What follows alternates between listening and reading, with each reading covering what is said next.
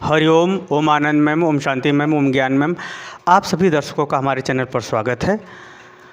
आज BEd fourth semester के अंतर्गत आज हम लोग वसा के बारे में अध्ययन करेंगे।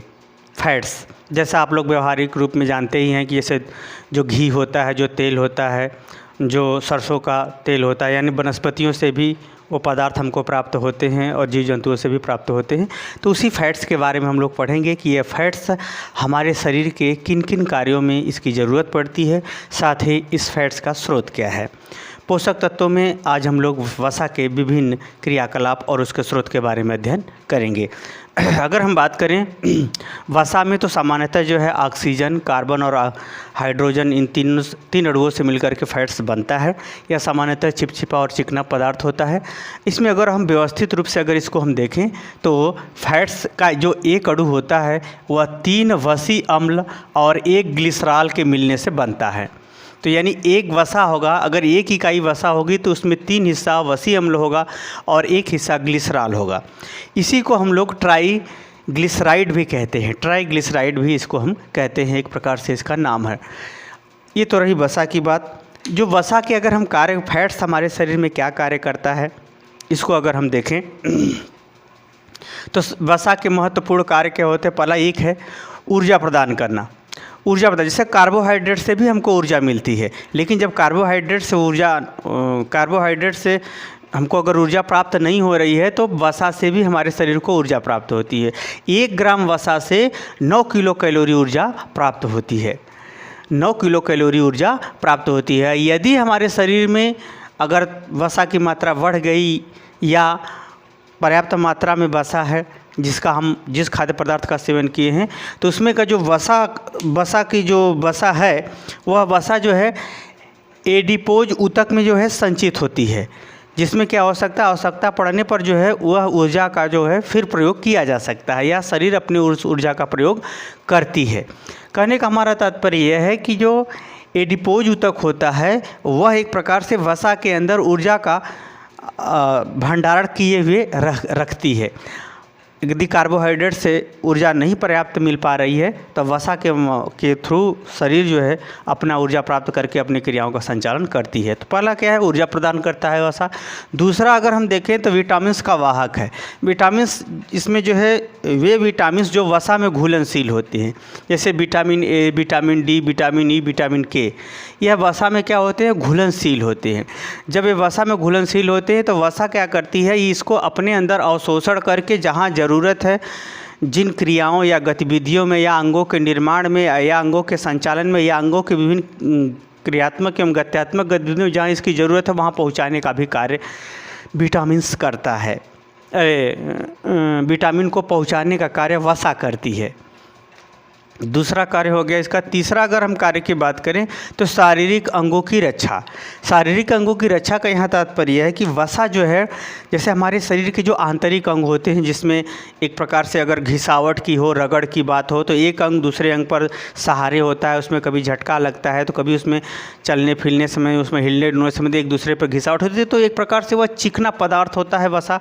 तो वह शरीर के बाहरी अंगों पर एक लेयर नुमा बना लेता है, जिसके आधार पर वे एक दूसरे पर घिसते नहीं, आराम से फिसल जाते हैं और किसी प्रकार का कोई तकलीफ भी नहीं होता।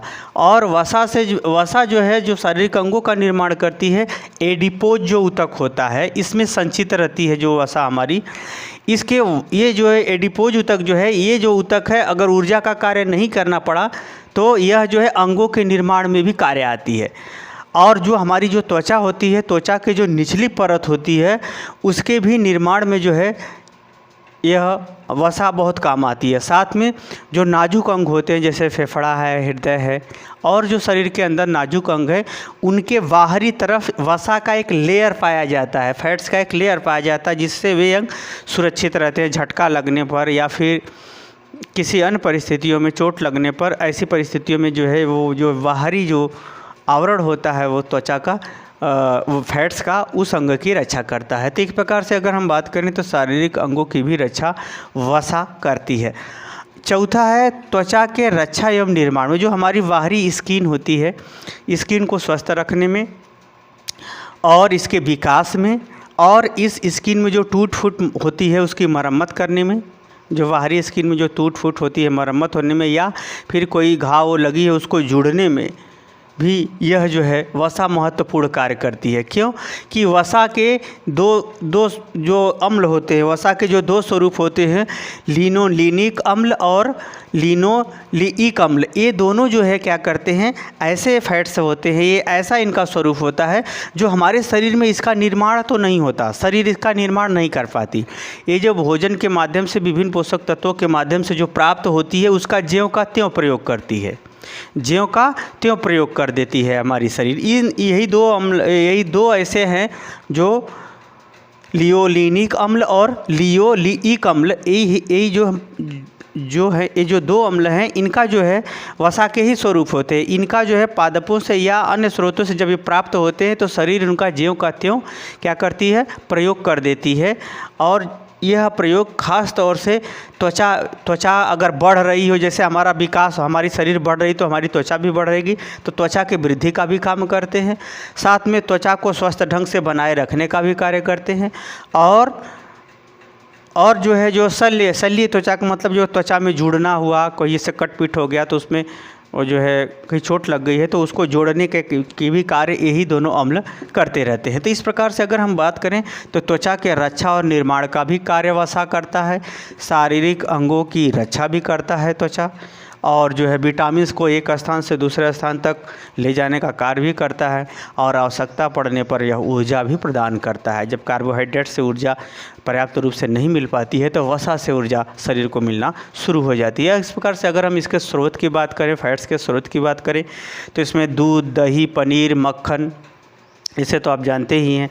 उसके साथ साथ मांस, मछली, कछुआ और गोह इत्यादि से जीव जंतुओं से भी हमको क्या होती है, प्राप्त होती है जो है फैट्स। और अगर हम वनस्पतियों की बात करते हो, सरसों, नारियल, मूंगफली, सोयाबीन, बादाम, तिलहन, आंवला इत्यादि हैं जिन वनस्पतियों के माध्यम से भी हमको क्या होती है, फैट्स प्राप्त होती हैं। और जैसे फैट्स अगर अत्यधिक मात्रा में बढ़ जाती है तो हमारे शरीर में चर्बी बढ़ जाती है। और इसके अगर ये बात कहें तो हमारे जो शरीर में एक प्रकार से जकड़न की स्थिति भी उत्पन्न हो जाती है। अतः इसकी मात्रा संतुलित रखना आवश्यक होता है। अतः इसका सेवन हमें नित्य करना चाहिए, परंतु एक संतुलित आहार को ध्यान में रखते हुए करना ही चाहिए। तो आगे हम लोग इसी तरह से विटामिन्स के आगे की विटामिन्स में हम लोग प्रोटीन को पढ़ेंगे, जो B.Ed के सिलेबस के स्तर को ध्यान में रख के ही आपको पढ़ाया जाएगा। मुझे उम्मीद है कि मेरा व्याख्यान आप समझ गए होंगे। समझ गए तो कमेंट बॉक्स में ज़रूर बताइए। एक दो चार बार आप देख लेंगे तो याद हो जाएगा। कुल मिला के किसी भी तरह से आपको याद रखना है तो चैनल को लाइक शेयर सब्सक्राइब भी कीजिएगा। हरिओम।